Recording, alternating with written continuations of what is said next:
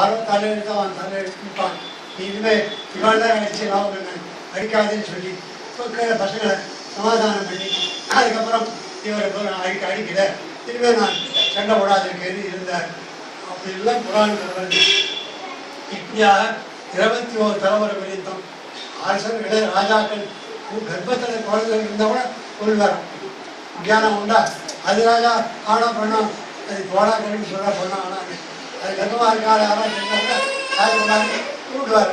இப்படி எல்லாம் கொடூரமாக நடந்துட்டு இருந்தவர்.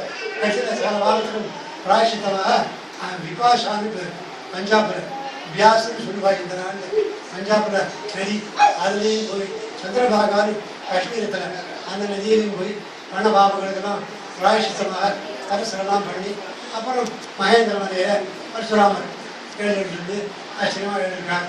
அப்படின்லாம் கதை சொல்லுவார்.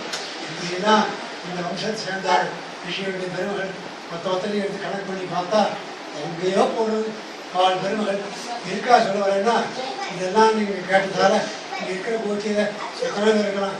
ஏன்னா பாதுவர கோத்திரமும் பார்க்கவ கோத்திரம் பார்க்கிற வைத்தகவிய சாகேத சாணு தயாரிஷம் பார்க்கவர் தான் அங்கேயும் பார்க்கவே சாண ஆபரணமான அவருவ சாமதகினான்றது சிவஸ் கோத்திரம். அதனால் இந்த பார்க்கவ பிரபு சம்பந்தம் உடையதான கோத்திரம் யாரோ அவள் எல்லாரையும் வசந்தது. ஏன்னா ஒருத்தருக்கு பொண்ணு கல்யாணம் பண்ணணும். அந்த பொண்ணு கோத்திரம் தெரியல. சின்ன வயசுல அப்பா அம்மா விட்டா யாரோ எடுத்து வளர்த்தா என்ன கோத்திரம் சொல்கிறதுங்க சிவச கோத்திரம் சொல்கிறதுங்க.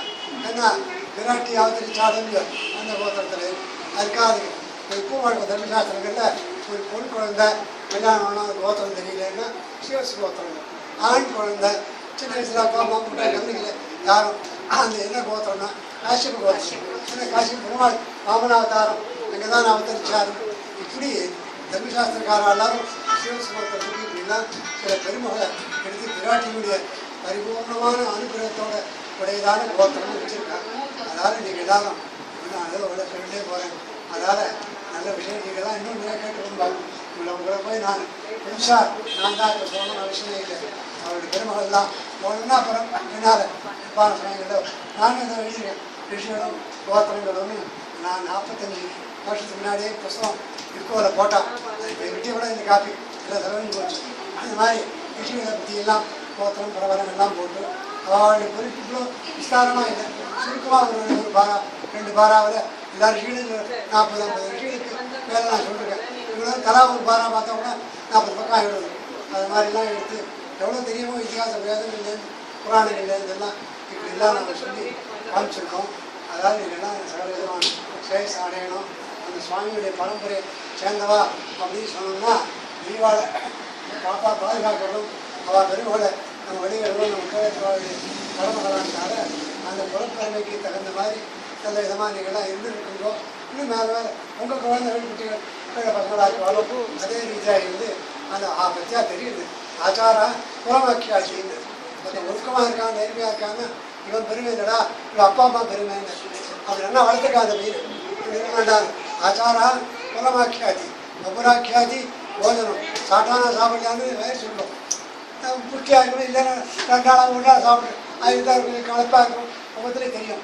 அபுராக்கியாதி போஜனம் சம்பிரமா ஸ்னேகமாக்கியாதி ஒருத்தர் வேண்டியவரா வேண்டாதவரா புதுசாக ஒருத்தருக்கான்னு எல்லாத்தையும் யாரும் வர எனக்கு ரொம்ப வேண்டியவரா வேண்டாதவரான்னு ஒரு கணத்தை கண்டுபிடிச்சு சொல்லலாம். நான் வரிசே வாசல்கிட்ட வேலை அப்படின்னு நான் கூட்டேன்னா ரொம்ப வேண்டியதாக்குது. வந்து அவர் கணக்கிறார் நிற்கத்தில் பக்கத்தில் வந்து நிற்கிறார். அப்போ கூட திரும்பி பார்க்காது நான் போகணும். அப்போ தான் இதில் மாதிரி பார்க்குறேன் பார்த்துட்டு இருக்கேன்னா அவர் வரது பிடிக்கலன்னு தாராக தெரிகிறது. சம்பிரமாக ஸ்னேகமாக்கியாச்சு தேசமாக்கியாச்சு பாஷிதம். கொஞ்ச நாள் அவர் எந்த தேசம்ன்றத கொஞ்ச நாள் பேச விட்டால் தானே தெரியும். ஏன்னா தமிழ் தான். கோயம்புத்தூர் தமிழ் வேறு, மெட்ராஸ் தமிழ் வேறு, திருநெல்வேலி தமிழ் வேறு, தஞ்சாவூர் தமிழ் வேறு. ஒரே விஷயத்துக்கே ஒவ்வொரு கொஞ்ச நாள் பேச விட்டாலே பாரிக்கட்டை கொண்டாடுவார். பாரிக்கட்டைன்றது பாண்டிய நாட்டில் தென்பாண்டி நாட்டில் அது மாதிரி வந்து தொடப்பத்துக்கு போயிருக்கு. அது வந்து விளக்குமாறுன்னு சொல்லுவாங்க சோழதேசத்தில். இங்கெல்லாம் தொட பண்ணுவோம். இந்த துண்டின முதலத்தில் ஒரே வஸ்து தான். 3 தமிழில் டிக்ஷனரியில் 3 பேர் இருக்குது. ஆனால் அந்த நாட்டில் அப்படி தான் சொல்லுவேன். இந்த நாட்டில் கட்டாயம் கொஞ்ச நாள் பேசியே இவர் இந்த எந்த ஊரும் கணக்காக சொல்ல முடியாது. தவிர இந்த தேசம் அவர் சொல்லலாம். இது சொல்கிறது அதாவது தேசமாக்கியாதி பாஷிதம் அவர் பேசுகிற பேச்சிலேருந்து யார் பெரிய எந்த தேசம் சேர்ந்தவர்கள் அனுபவம்